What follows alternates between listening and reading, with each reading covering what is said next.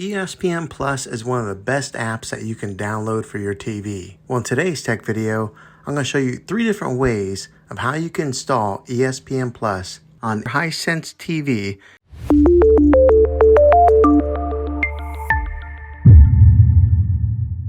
It can be really frustrating if you want to watch some of the great content that is on ESPN Plus and you find that your TV is unable to download it. If your TV is an older model of smart TV, then it could prevent you from downloading this app.